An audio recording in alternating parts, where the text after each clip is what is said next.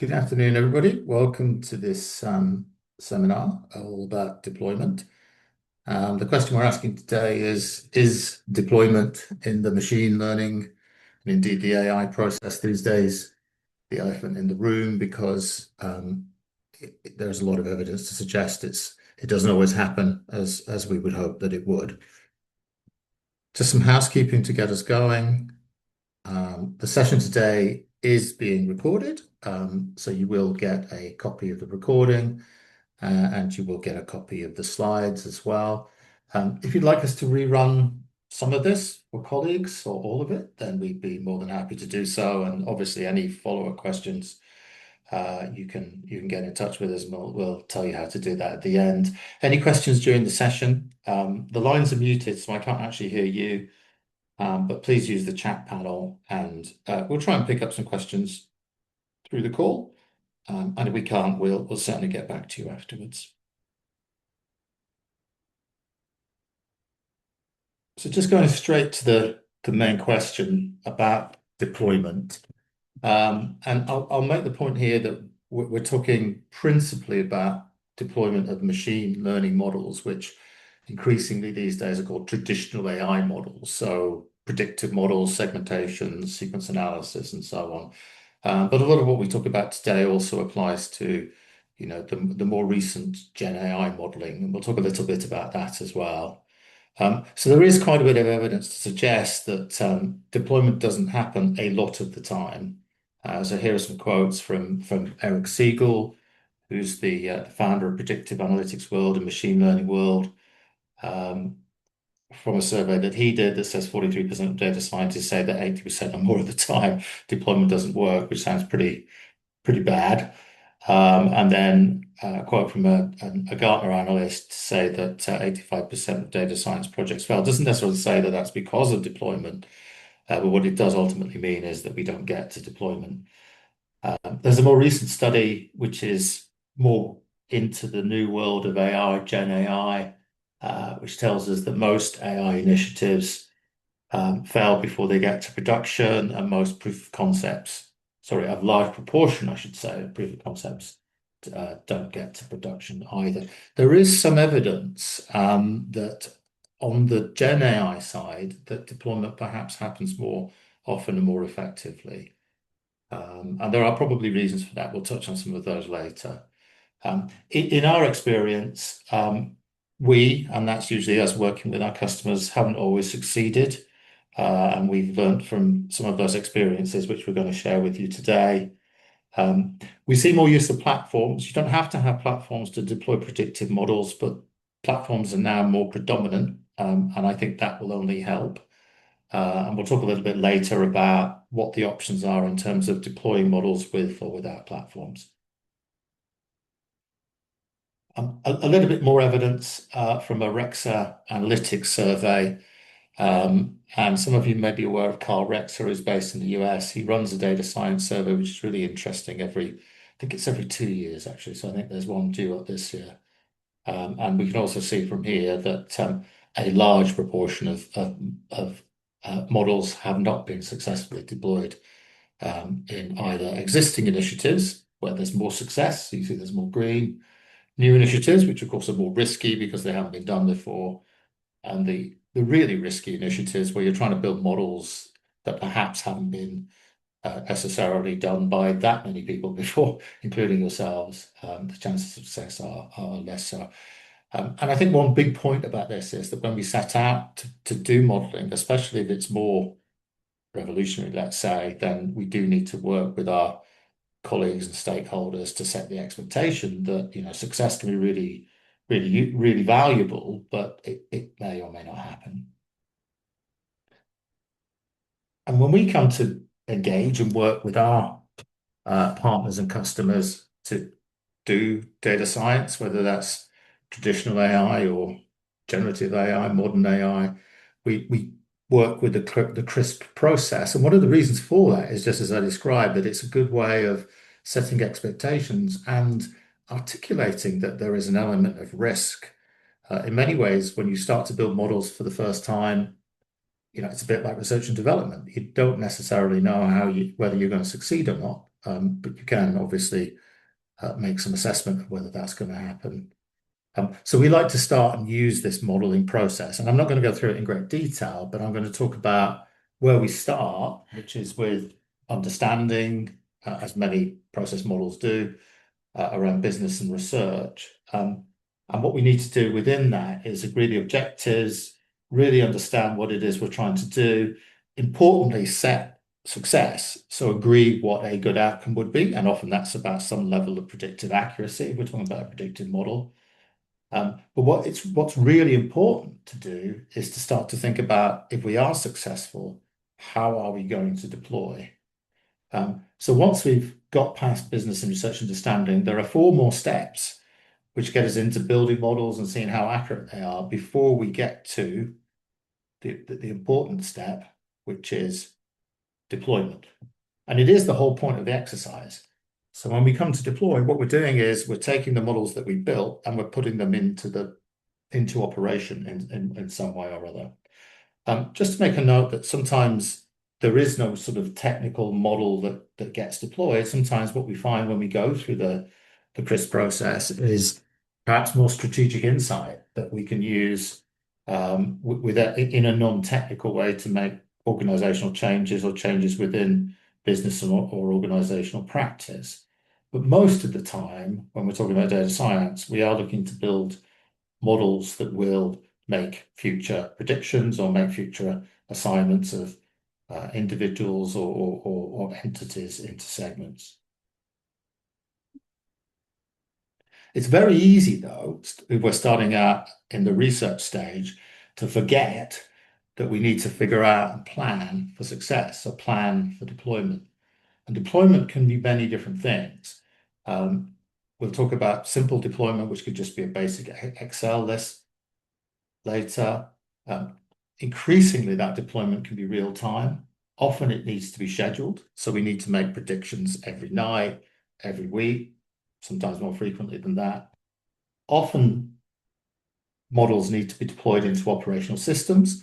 So they may need to sit behind CRM systems or behind websites, or various functional, financial line of business systems. And sometimes they need to connect to other applications and platforms to do things like make what-if simulations or to support other kinds of decision making. In order to do that, we also need to have essentially a collaboration of different roles.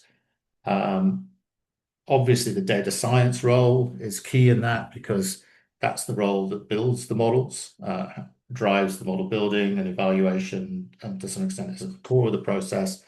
But obviously, we need subject matter expertise alongside that. So that involves stakeholders, data experts, and so on. And data expertise includes data engineering, people who understand what the different databases represent, what the different data entities are.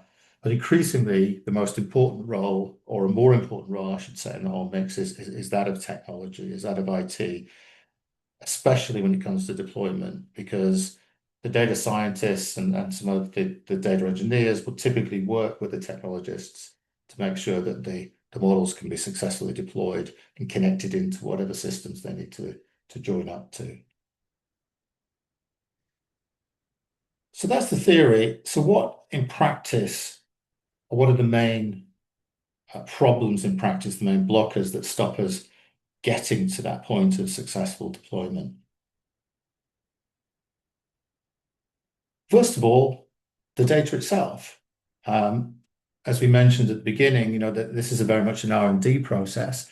We agree what it is we're trying to achieve with data science. Where maybe we're trying to predict customer behavior, maybe we're trying to identify fraud or risk, maybe we're trying to identify patterns of common behavior. Whatever it is we're trying to do, once we get into the process, we might just find that the data doesn't support us enough against that objective.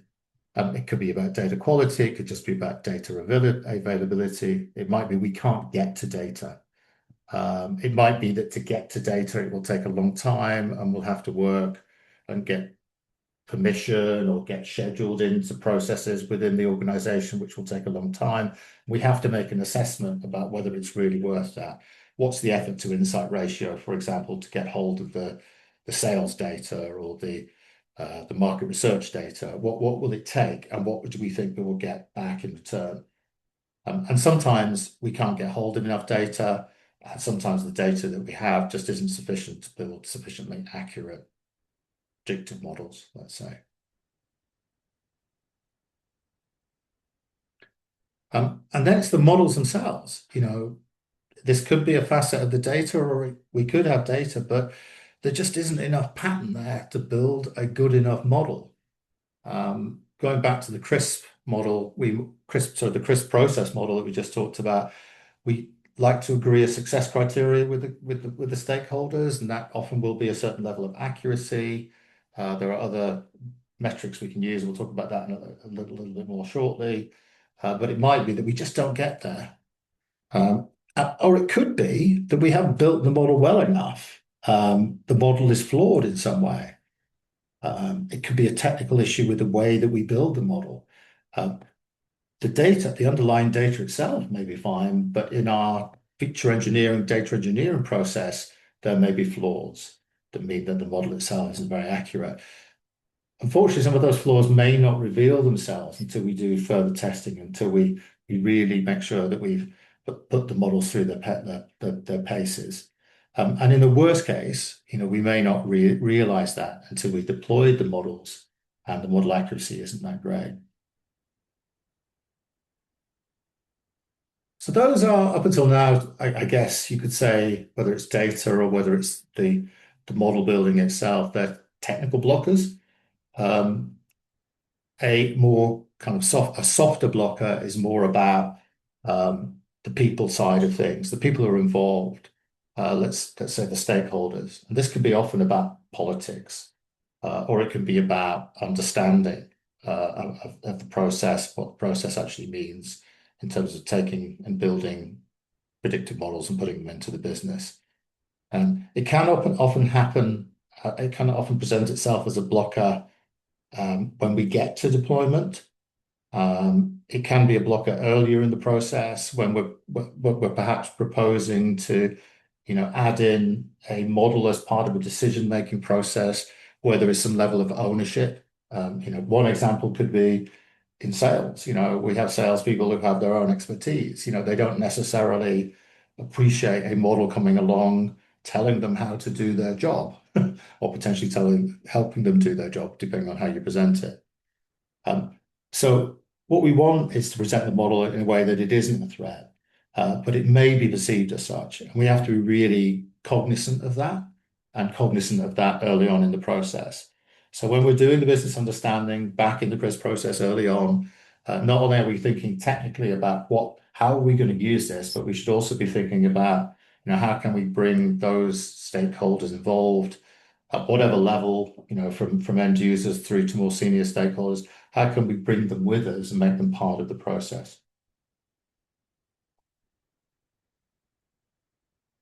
And then finally, again, back to technical, and this is often the issue. We often have access to data, and we can build our models from development data or offline data.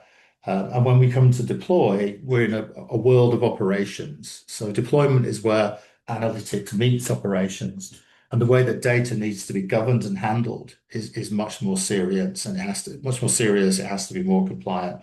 And we hit different restrictions. And it can be that we just can't get to the data we need to build the model, to deploy the model and score with the model on time, or just not at all. It's just not possible to get to that data in the way that we need it. So a lot of the blockers that we're talking about are technical. So what I want to do next is just give you a sense of the different ways from a technical perspective that we can deploy. What are the options? And often the key to a successful deployment, as well as some of the other potential issues and blockers that we've talked about, is just understanding what our options are when it comes to taking a successful model and putting it into deployment. And that can range from a very simple deployment into something that's part of a larger platform. So the simplest way to deploy a model is to just recode it into something else. And you can only really do that if the model itself is relatively simple. And arguably the simplest kind of model that we can create, or the simplest algorithm that we can use to create a model, is something like a regression. And the most typical form of regression is a linear regression. So we're able to build a good linear regression model, then the model itself will give us an equation. And here's an example coming out of R, where we have the coefficients of the model. This is a linear model. We can literally take those and code them in some way. So we could code them, for example, into Excel. And often we do deploy models into Excel. We'll talk about a specific example of that shortly. But wherever we're going with this, whether it's into SAP, whether it's into Salesforce, whatever platform we're looking to take this model, let's assume this is a successful model and deploy it, then it's relatively easy to do it by just taking the equation of the model and recoding it.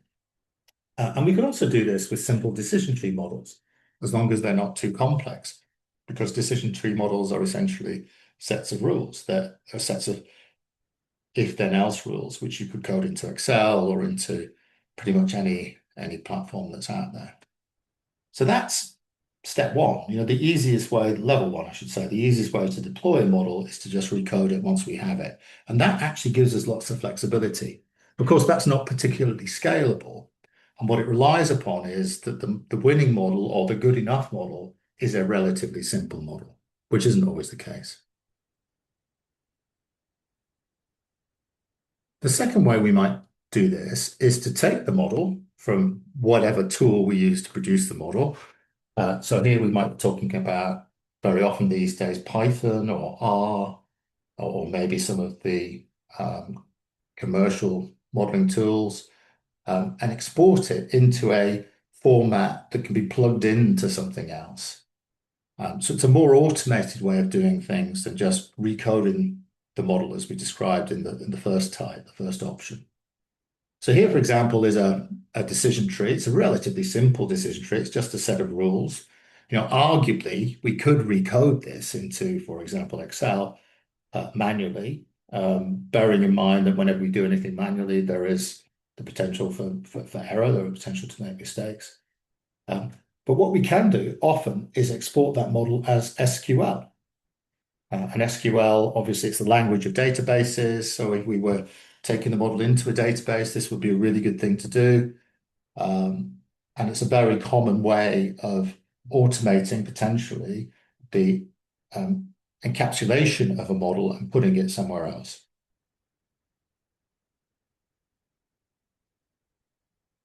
It also happens that there is a standard way of doing this. So there's something called PMML. I'm sure all of you have heard of XML.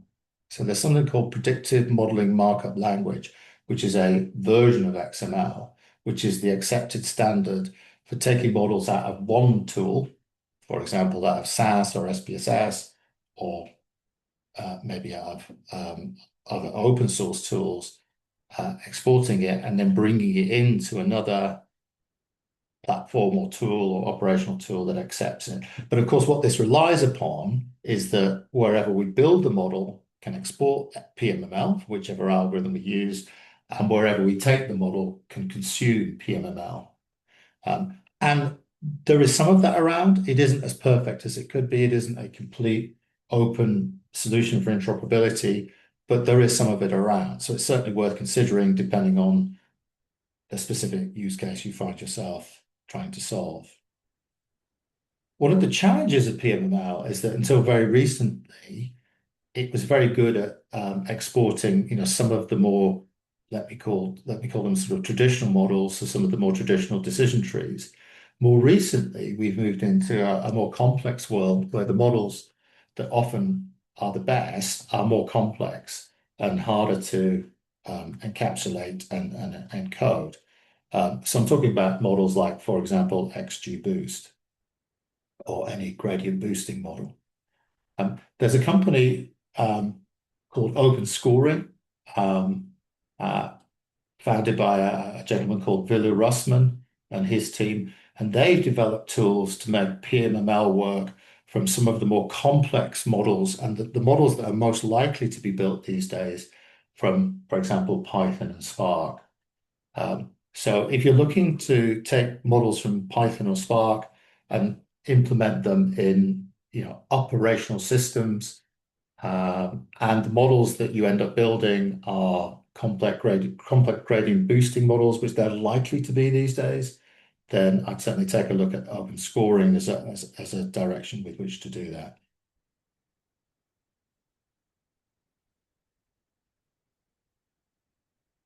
So another key point about this is when we deploy a model, and this is something that you often hear the term pipeline, and I'm sure many of you are familiar with it if you're not building your own pipelines these days.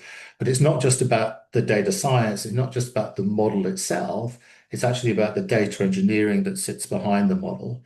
So back to the old CRISP diagram, data engineering happens before we build models. What the PMML allows you to do, and the open scoring approach, is to take the data engineering pipelines as well as the model, encapsulate those, and deploy those into operational systems. Just to give you an example case from our own project set, we had a project, this is actually about 18 months ago now, actually, with a UK bank, which was essentially a forecasting project. And as usual, when we're building models, we set success criteria and we went out and tested, because it's forecasting, we tested forecasting algorithms like ARIMAs and various regressions. And what we found was that the XGBoost algorithm, which is one of the more modern gradient boosting algorithms, was the most accurate.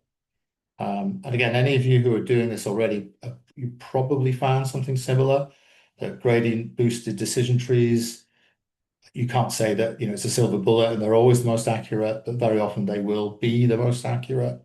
Often they're ensemble versions of those algorithms. That means that there's multiple models working together.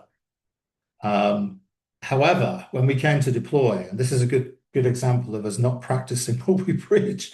So had we really worked out in the business understanding stage what the limitations were when it came to deployment, we would have realized that the bank had to have the models deployed in Excel. They didn't want to take any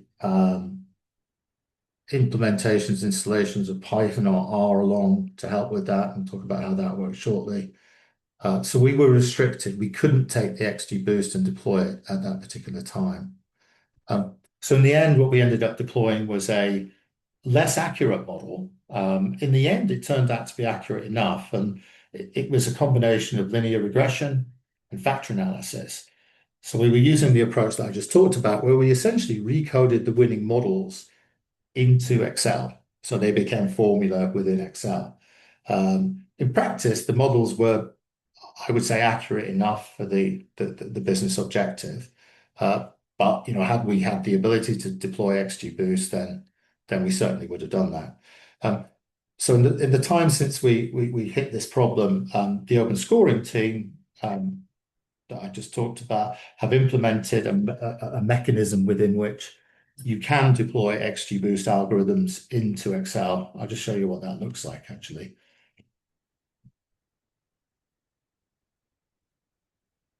So I'm just going to go to, I'll take a really simple example.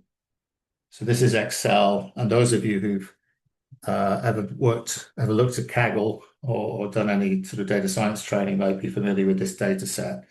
It's what's known as the Titanic data set, where we look at who survived and who didn't on the Titanic.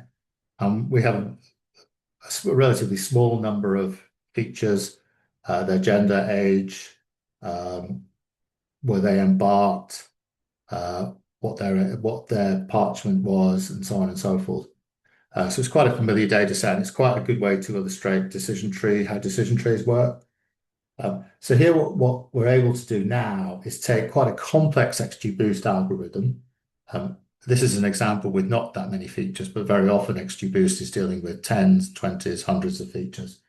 And we can run this within Excel. So what this will do is it will read 8 columns. Just click on that. Sorry. It will read these 8 columns, and it will write 3 columns. One is the prediction of whether a passenger would survive or not, and then the probability that they wouldn't, and the probability that they would. So this is a general way now we can take any XGBoost and implement it against an Excel data set. And another, I mentioned that PMML also allows us to encapsulate some of the data engineering and the pipelines.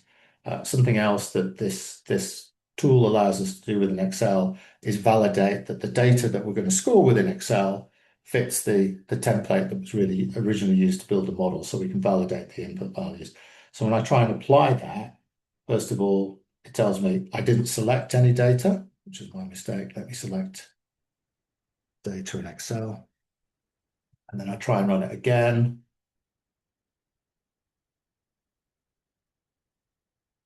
And it tells me I'm missing a column, or I've got a column labeled badly. So it's checking, first of all, the labels, the feature names, the metadata. So I need a lowercase text there. Let me select that again. And now it should run. And what it's also doing is it's checking the values within the data just to make sure we have the right classifications, ranges of values available. And what it gives me is a scored prediction. So a slightly absurd scenario, but let's assume these are new passengers. We're scoring them to see how likely they are to survive, and we get a prediction for survival. So you'll see you can compare the predicted survival with the actual survival down here. In our experience, a lot of the time now we are making predictions against operational systems like call center systems, databases of assets, all sorts of different patients and so on and so forth. But very often we need to do that within Excel still, because a lot of data exists within Excel. And what this gives us is the ability to take some of the more complex algorithms that are available today in models and deploy them within Excel, which wasn't possible before.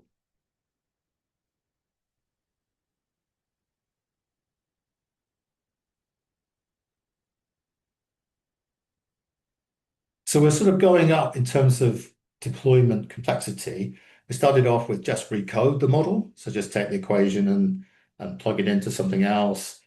The second option we just looked at was encapsulate the model in some way, maybe in SQL, maybe in PMML. And if you can, plug it into the target tool platform environment that we're looking for.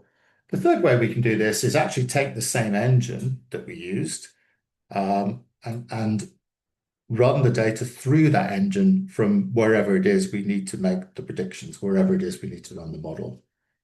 So the basic idea is, and here I'm using SPSS, IBM SPSS as an example, and a relatively simple, I have to say, pipeline that produces a prediction to do the modeling and scoring, and then a simpler version of it that we can then use to deploy. So we effectively build a model using a deployment pipeline, and we create a scoring pipeline, if you like, which is a version of that to do the scoring. Now, often what we want to do is do that sometimes in real time, which we'll come back to, but often what we want to do is do that once a day, once a week, whatever it is. And once we have the job available, it might be a Python script, it might be an R script, it might be a SAS job, whatever it is, as long as we've got the SAS engine underneath or the R engine underneath with which to run the job, then we can use tools that exist in Windows or Unix or whatever platform, the operating system platform the model needs to be deployed on, to schedule jobs. So we might use Windows Task Scheduler or on Windows, or we might use cron if we're running on Unix. So it's possible to create quite an automated setup to deploy models as long as we can use the same engine that we built the model with on the server or within the environment within which we need to deploy the models. That's all. Those are all possibilities, and these are all ways in which we can get over the technical hurdle that we often meet when we come to deploy. The fourth option, the fourth level, if you like, is, I guess, the ideal. So often these days, depending on your organization, you may have Azure, Microsoft Azure, you may have Google, you may have AWS, you may have IBM, you may have various platforms available to you. It's very likely that they will have, and certainly the ones I just talked about will have um, platform capabilities to deploy machine learning models. So what does that mean? What do they actually have in practice, or ideally, what do they need to have? Well, first of all, we'll come back to this term. You may have heard it many times. They need to be able to support low code, no code, and indeed code. So models that are built through scripting languages like R, like Python, or visually built using tools like Alteryx or IBM SPSS or some others, as well as, those that are built as Python scripts or Python notebooks or R scripts or what have you. They need to be able to support collaboration. So the ability for data scientists to create new versions of models and deploy them, and for teams to work together on model building and deployment. They need AutoML, but not necessarily within the deployment platform themselves. So AutoML is the ability to automatically build different or test different algorithms and see which model is the best. They need to support real-time and schedules. We talked about how we do schedules without a platform, just using Task Scheduler. And they need to be able to monitor what happens afterwards. So an important point of deploying models is once models are deployed, they don't last forever. They have a shelf life. So we need to be able to follow them and see how accurate they are. Excuse me. And when the accuracy goes below a certain level, we need to be able to alert the data scientists, go and refresh the models. And sometimes we can do that in an automated way. And they also need, and this is critical, and this is where we get into more of the technical side, they need to support what's now called MLOps. So we need to be able to integrate these models into other systems. So we could have a visitor to the website, they could enter their details, they could be applying for a loan. We have to have the ability to then send their details into the platform so the model can score them and send maybe a decision back or a score back to say whether they're accepted or rejected. And then we have some, I guess, nice to haves.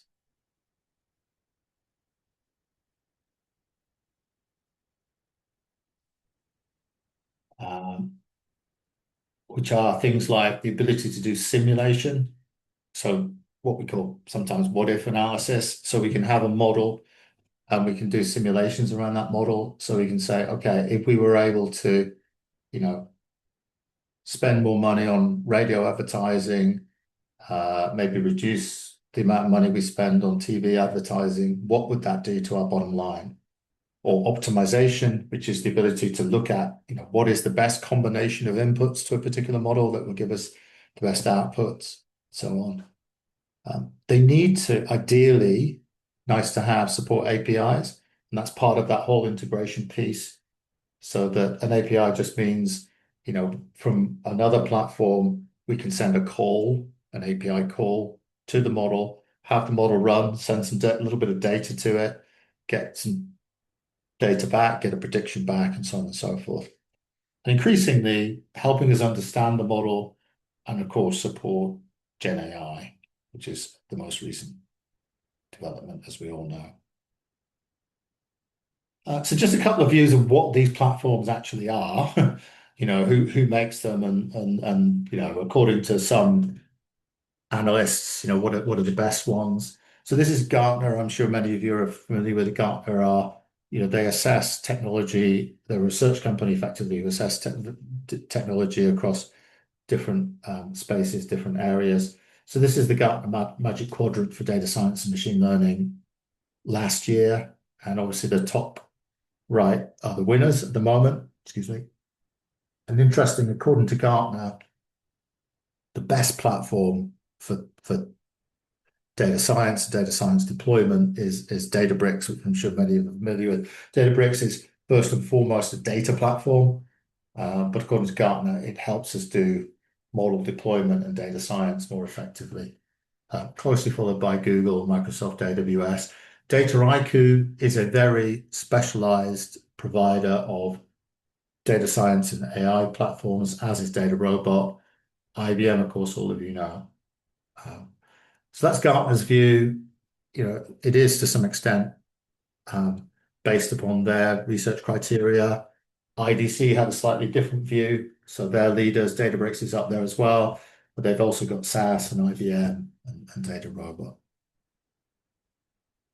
Now the chances are, whether if you're depending on where you are in your data science journey, you may be building models already and deploying them in a more simplistic way, as we just described, but you're looking to maybe industrialize that more. So you might be looking to choose a platform. Typically within any organization, that's the platform selection isn't just based upon data science or machine learning. It's based upon broader requirements. So, this is where you can have a voice of that, or you may already have one of these platforms, which is, in our experience these days, is more likely. So you may already have Microsoft Azure. And Microsoft Azure will give you, it might be something that needs to be turned on separately if it isn't already there, but it will give you a lot of what you potentially need to have a platform to deploy machine learning and AI models. Just visual examples of that. This is looking at AWS, which is Amazon, of course, which is one of the choices. Amazon has something called Canvas, which is a part of the low-code, no-code platform. And if I just show you the overall picture with AWS, Amazon has a whole low-code way of building machine learning models, testing them, and deploying them using something that they call Amazon SageMaker. And it has something called Autopilot, Canvas, and something called Jumpstart to facilitate that. Equally, if you start off, there are many, many, many examples of data science getting built by code these days. So it could be a Python script, could be an R script, could be a Python notebook like this. So if your starting point is code as opposed to no code, then the platform, if you go for a platform, then the platform needs to be able to consume that code. If you're using Python, it's almost a done deal because Python is so intrinsic and ubiquitous across all the platforms. And here's an example again from the AWS side, how SageMaker itself can consume code, whether that's Python or no code, whether it's coming from SageMaker and so on. One of the blockers can be that we can't use cloud. So we work with some organizations where, for example, the data is so sensitive that the data can't leave their premise. So there are, I'm sure as you're aware, ways to have private clouds and take some of the big cloud providers that we talked about and have very secure environments. But sometimes, the only way to go is premised. And there are premised alternatives here. So here's an example. IBM SPSS Collaboration Deployment Services is a platform that's been around for, I want to say, at least 20 years and is established. And it's something that typically is installed on your own servers and allows you to do everything non-cloud and ticks all of those boxes that we talked about for deployment platforms. SAS has something called SAS Viya. It's cloud native. SAS, of course, like SPSS, IBM, are traditionally a statistical data science expert company. So that's the direction of travel to build this platform. Although it's a cloud platform, you can run it non-cloud because it does run in Dockers, for example, so you can run it privately. Here's a more recent example. This is a company we work with called Funis Consulting. They've just released a product called Matosh, which is an SPDM. SPDM stands for Simulation Process Data Management Tool. And this is developed by experts, I would say subject matter experts, more on the scientific side, who actually worked with SPDM platforms inside large organizations, inside a large FMCG company. It's tool agnostic, so it will take pipelines from R or Python or some specialist platforms, and it will allow you to do the deployment stuff we talked about and collaborate around pipelines, publish them, use them, but very much with an emphasis on simulation. And simulation, as we talked about earlier, is the ability to do what-if analysis on models that are built. So looking to make adjustments and look for potentially optimal settings to drive particular outcomes.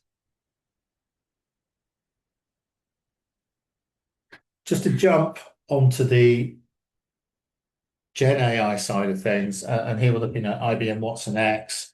If you remember right at the beginning, we said how, a large proportion, the elephant in the room is that a large proportion of data science projects fail or never get to deployment or don't deploy in whatever way. And we think that actually the success rate still isn't perfect when it comes to Gen AI, but is probably better. And I think the reason for that is that a lot of the platforms that allow you to do Gen AI, IBM Watson X being one of them, have been built from the ground up to support the process. So they are platforms that allow you to build models and deploy them in the same place, if that makes sense. So here's an example from Watson X where we're using effectively what we would call AutoML, Auto AI, to build and test different RAG models. So using LLMs, using Gen AI, retrieval augmented generation models, no code. So basically you can feed your own content in here and you can set some parameters and it will build and test different sets of models. Once you get to a winning model, just going to work through, then it's like a one-click deploy effectively, and you create a deployed version of the model within the Watson platform as an API, let's say. And what that gives you is like an API endpoint. So it's a piece of code, although it's not heavy when it comes to code. And what we've done with this particular model, just as an example, is we've created something slightly tongue-in-cheek that we call chat.spss.com as opposed to ChatGPT. So it's a model that just answers questions about SPSS, and it's a website. So this is essentially a deployed model on the Watson side, which was done through a number of clicks because the platform exists. And this website makes calls to that API and can answer questions about SPSS in various ways. So it's just a good example of platforms really do help us do this better if they exist. And the AI platforms today are more already built to support the deployment process.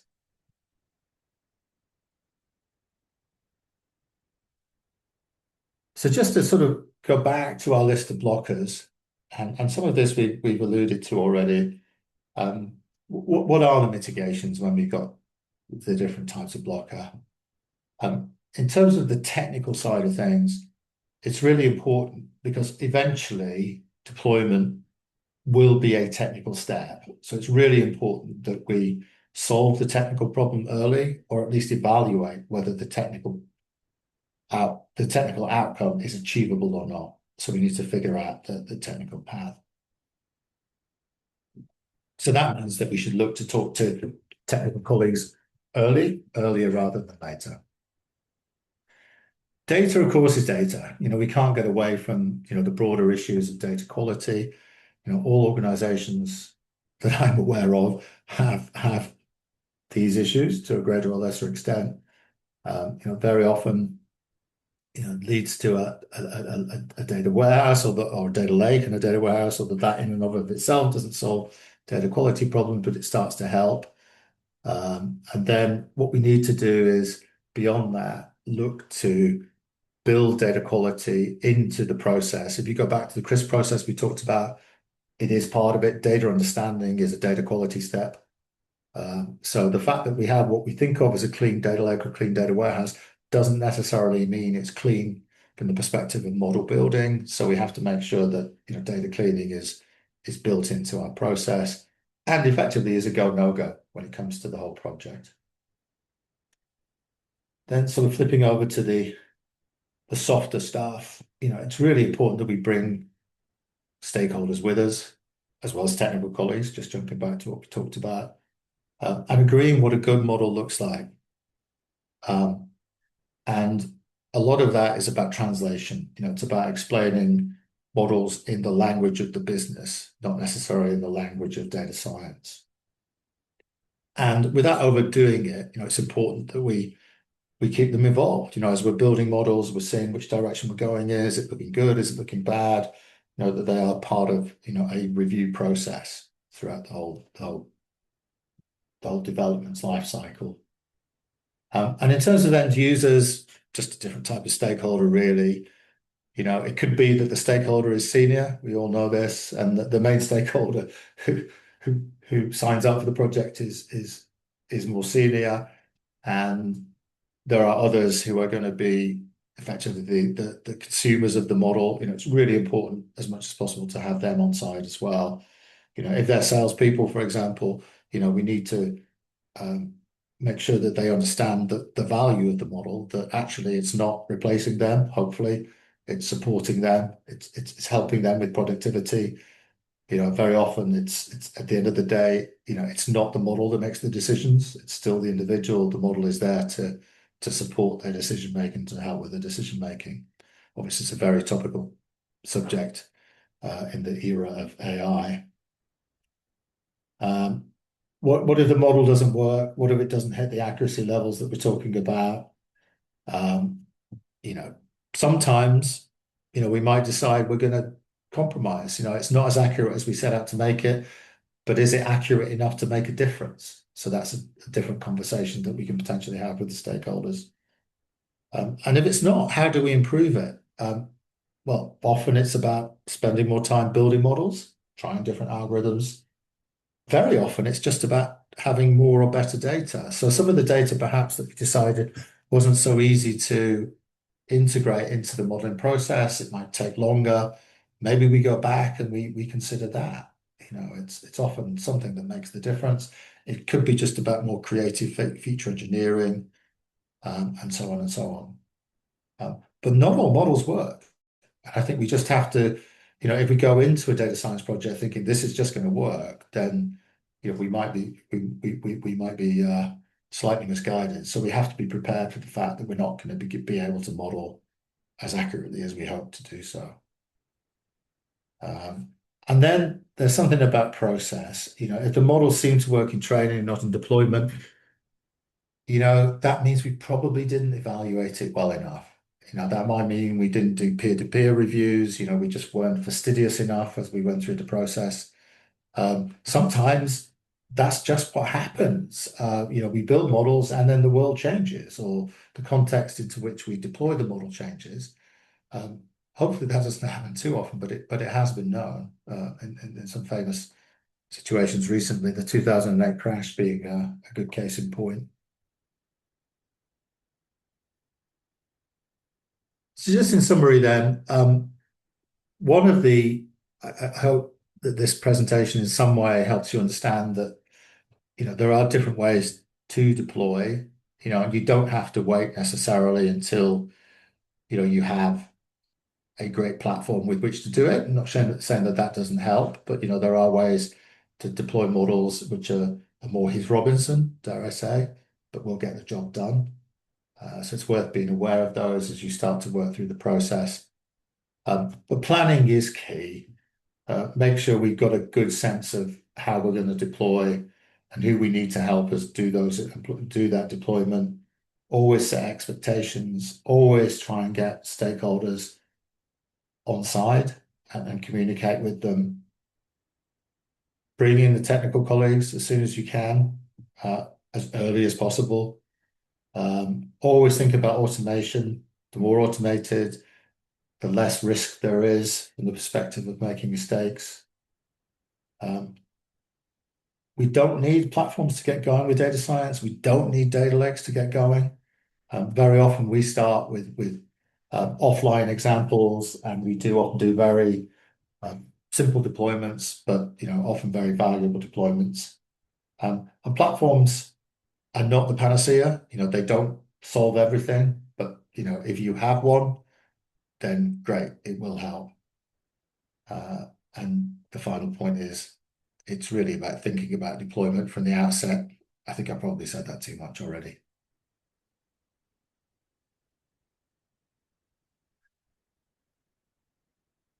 So just in terms of Smart Vision, I won't go through all of these different ways in which we can work with you in detail. I think the most important thing is perhaps the way we work.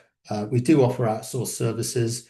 We can build models for you as an outsourced service, but most often we look to enable, support, equip, grow internal teams.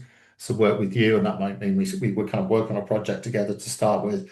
If you haven't done data science before and you're looking to deploy, or maybe you have, but you might be looking to do it in a different context, in a different application area. But a successful job from our perspective is that perhaps we work with you together, and the next time you don't need us, so you have the skills, you have the tools, you have the process to take that in-house and do that in-house.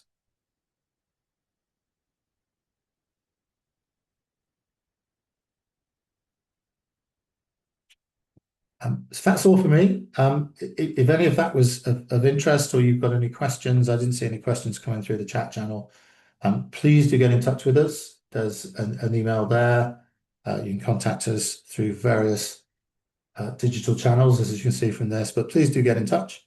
And thank you again for your time. Thanks very much.